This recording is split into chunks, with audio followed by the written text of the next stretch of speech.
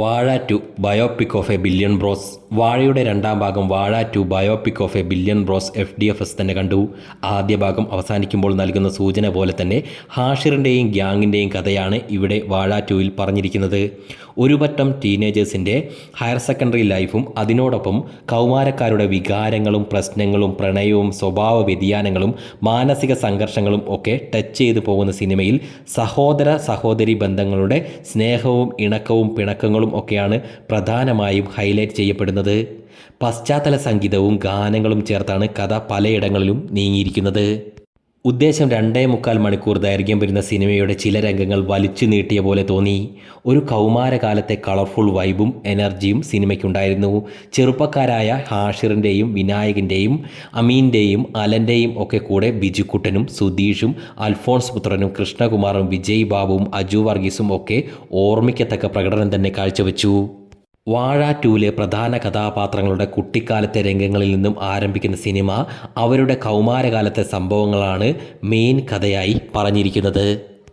സിനിമയിലെ ചില രംഗങ്ങളുടെ ആശയം മൊത്തം പ്രേക്ഷകന് ക്യാച്ചായി കഴിഞ്ഞിട്ടും ആ രംഗങ്ങൾ വീണ്ടും നീണ്ടുപോകുന്ന ഒരു ഫീൽ ചിലയിടങ്ങളിൽ വന്നു.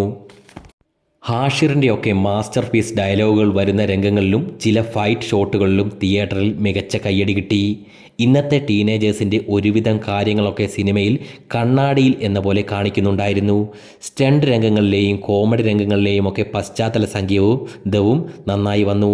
കൗമാരക്കാരുടെ സ്കൂൾ ലൈഫിലെ പല സ്വഭാവക്കാരായ അധ്യാപകരെയും പ്രാദേശികമായ കൂട്ടുകെട്ടുകളെയും കാണിക്കുന്ന സിനിമയിൽ ചില നെഗറ്റീവ് ഷെയ്ഡുള്ള മാതാപിതാക്കളെയും ബന്ധുക്കളെയും കൂടെ കാണിക്കുന്നു. ഒടുവിൽ ഇന്നത്തെ ഭൂരിപക്ഷം കുട്ടികളും ഹയർ സെക്കൻഡറി പഠനത്തിന് ശേഷം തിരഞ്ഞെടുക്കുന്ന വഴികളെക്കുറിച്ചും രസകരമായി വാഴ ടു സംസാരിക്കുന്നു. സിനിമയിലെ ചില സംഭാഷണങ്ങൾ സോഷ്യൽ മീഡിയയിലെ വീഡിയോ കഥകളുമായി ചേർത്ത് ആക്ഷേപഹാസ്യം എന്നോണം അവതരിപ്പിച്ചതായും തോന്നി. പടത്തിൻ്റെ കഥയ്ക്ക് ചേർന്നൊരു പോയിന്റിലേക്ക് എത്തിച്ചിട്ട് പടം ഫുൾ സ്റ്റോപ്പ് ഇടുകയാണ്. പക്ഷേ ക്ലൈമാക്സിന് ഒരു തണുപ്പൻ മട്ട് അല്ലെങ്കിൽ ഒരു നിർവികാരത വരുന്നുവെന്ന് തോന്നിപ്പിക്കുന്നിടത്ത് ഒരു ടൈലൻ്റ് കൂടെ വരുമ്പോഴാണ് സിനിമ ബൂസ്റ്റ് ആകുന്നതെന്നും തോന്നി.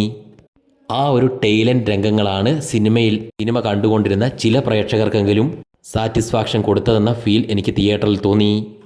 ഇൻ ഷോർട്ട്, കൗമാരക്കാരുടെ കാര്യങ്ങൾ 360 ഡിഗ്രിയിൽ ഫണ്ണും ഇമോഷൻസും ചേർത്ത് കാണിച്ചിരിക്കുന്ന അല്പം ദൈർഘ്യം കൂടിയ ഒരു സിനിമയാകുന്നു Vaazha two biopic of a billion bros.